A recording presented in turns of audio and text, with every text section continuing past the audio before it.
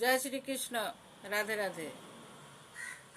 ধৃতরাষ্ট্র তো নিজের মুখে বললেন যে পাণ্ডবকে রাজা ঘোষণা করা হোক, কিন্তু তার মনের ভিতরে একটি অজানা কষ্ট, দুঃখ বাসা বেঁধে গেলেন। সে মনে মনে ভাবলেন, আজ আমি অন্ধ হওয়ার জন্য, আজ বিকলাঙ্গ হওয়ার জন্য আমি রাজ সিংহাসনে বসতে পারলাম না। হে ভগবান, কেন তুমি আমাকে এইভাবে অন্ধ বানিয়েছ?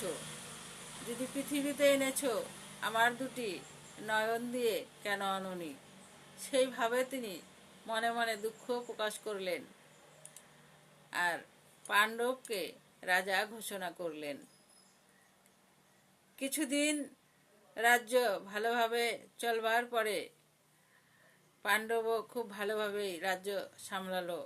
কিছুদিন পূর্বে মাতা সত্যবতী ভীষ্মদেবকে বললেন যে এবার তো ওদের বিবাহ দেওয়ার সময় এসে গেছে, রাজকন্যাদের খোঁজ করতে লাগো, এবার তাদের বিয়ে দিতে হবে। সেই শুনে ধৃতরাষ্ট্র চতুর্দিকে রাজকুমারীদের খোঁজ করতে লাগলেন। জয় শ্রীকৃষ্ণ। রাধে রাধে।